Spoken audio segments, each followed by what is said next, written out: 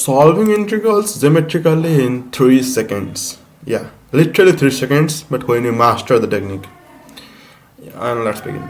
So we have this integral from 0 to 1, root under 1 minus x square dx. Since we are doing geometrically, the first thing that we will do is, of course, draw the graph. If we graph this, we will get a quarter circle going from 0 to 1. And how do I know this? We can just assign this as y since it is just f of x, and then take it to form, square both sides, and you see it's just x square plus y square equals to 1, and x square plus y square equals to r square is just the equation of circle. So it's a circle, and you know that since we aren't going to negatives over here, since we have just a positive sign over here, this is in the upper half, and it's also not going to left since we are from 0 to 1. And now this is all we need to find out, the area of quarter circle, since it's from 0 to 1. So this is the area we need to find. Let's just make it a complete circle for a while, and since the radius is 1, we know that area of whole circle is just pi r square, so pi times 1 square, and for the quarter circle divide by 4, so pi by 4 is the area that we want, and it's solved. The integral is solved. Let's see the other way. If you master this technique, it does not even take a single second to answer. Now the other technique is just by manual integration, which you all know. Root under 1 minus x square dx. Now x by 2 root under x a square minus x square plus a square by 2 sine inverse x by a. This is the formula, and goes from 0 to 1. At 1, this is 0, and this is 1 by 2 times pi by 2, that's pi by 4, minus at 0, this is 0, this is also 0. So see, we got pi by 2 from the other way too, but this was way longer and this was way shorter. Now after doing this one, let's go to the next integral. It's from 1 to 2, root under x square minus 1 dx. Now we need to graph this, but we don't know how do we do that. Just let us assign this as y, and let's see what kind of figure is it representing to. So we have y square equals to x square minus 1, and we have 1 equals to x square minus y square.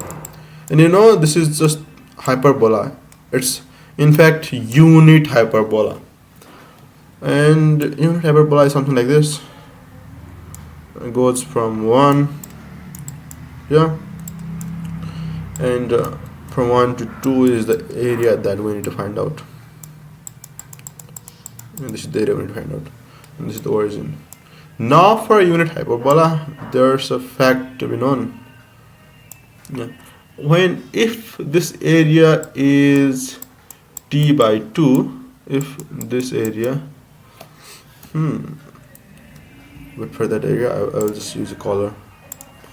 Okay, so if this area over here, this area is t by 2, and to get this area, just join origin and a point on the hyperbola. Okay, so we join a point on the hyperbola to the origin, and if this area is t by 2, this point over here will be cos s t comma sin s t. This is the property of unit hyperbola, sin s t.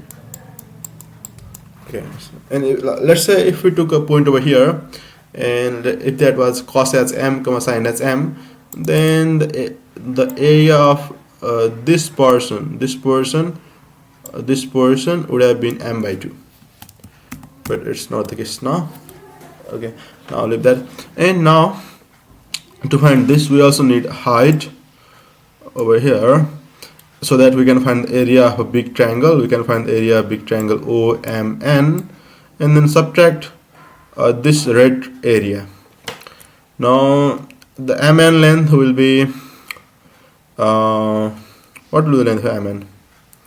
Since this is just sin as t, the length is just sin as t and we don't exactly know what t is.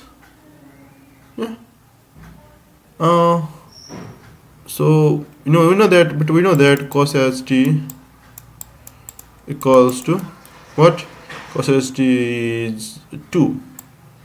So sin as t will be root under cos s squared t minus 1. So that's just 4 minus 1. That's just root 3. So this height, which is sin s t, is root 3. Now we can find this required area under the hyperbola going from 1 to 2 by subtracting this red area from the area of triangle. So the area of triangle is 1 by 2, base is 2, height is root 3, minus the area of a red part is just t by 2. And we know that t is cos as inverse 2.